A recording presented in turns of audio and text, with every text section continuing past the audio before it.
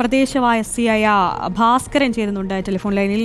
ശ്രീ ഭാസ്കരൻ, നിരന്തരം ആനശല്യം ഉണ്ടാകുന്ന ഒരു മേഖലയാണെന്നാണ് മനസ്സിലാക്കുന്നത്.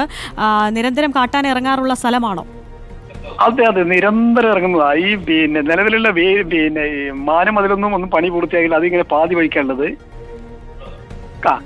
കഴിഞ്ഞ ദിവസം മന്ത്രി വന്ന് ഇടപെട്ട് മാർച്ചിന് മുമ്പ് പണി തീർക്കുന്ന പറഞ്ഞാൽ അത് ഇതുവരെ പണിയൊന്നും തുടങ്ങിയിട്ടില്ല. ഈ കാട്ടാന ഇറങ്ങുന്നതിനെ പ്രതിരോധിക്കാൻ നിലവിൽ എന്ത് മാർഗമാണ് അവിടെ സ്വീകരിച്ചിട്ടുള്ളത്? ഒരു മാർഗം നിലവിലില്ല. ഒരു മാർഗമില്ല. ഒരു മാർഗമില്ല.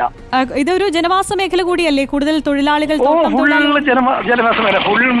വയനാട് കർണാടക തീർന്ന് വരുന്നത് വയനാടോട് ചേർന്നില്ല. അപ്പപ്പാറ മുതൽ ഇങ്ങോട്ടുള്ള ആറുള്ള വൈൽഡ് ലൈഫിന്റെ ഫുൾ വനമേഖല. അപ്പോൾ നിരന്തരം കാട്ടാന ഇറങ്ങുക, അത്തരത്തിൽ ആക്രമണവും പതിവാണ്. ഒരു ഫെൻസിംഗ് പോലും ഇല്ല എന്നാണോ? എങ്ങനെ?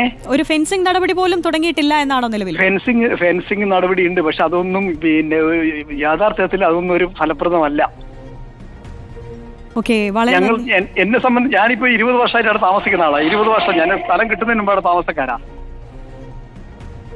നിലവില് ഈ 13-ാം ബ്ലോക്കിലെ ആ ഒരു പ്രാദേശികമായ ഒരു ഘടന എങ്ങനെയാണ്? നിരന്തരം തൊഴിലാളികൾ വരുന്ന മേഖലയാണോ? എത്രത്തോളം തൊഴിലാളികൾ ഈ കശുവണ്ടി ഫാമിൽ ഉൾപ്പെടെ വരുന്നതാണ് ദിവസം എന്ന് പറഞ്ഞാല് ഈ 55 മേഖലയാണ് ഈ വനത്തോട് ചേർന്നില്ല. ബ്ലോക്ക് 13 55 മേഖല എന്ന് വിളിക്കുക. ഒരു ബ്ലോക്ക് ഫാമിന്റെ അന്നത്തെ വർഷങ്ങൾക്ക് മുമ്പ് സ്ഥലം എടുക്കുന്നതിന് മുമ്പില്ല മേഖല 55 ബ്ലോക്ക്.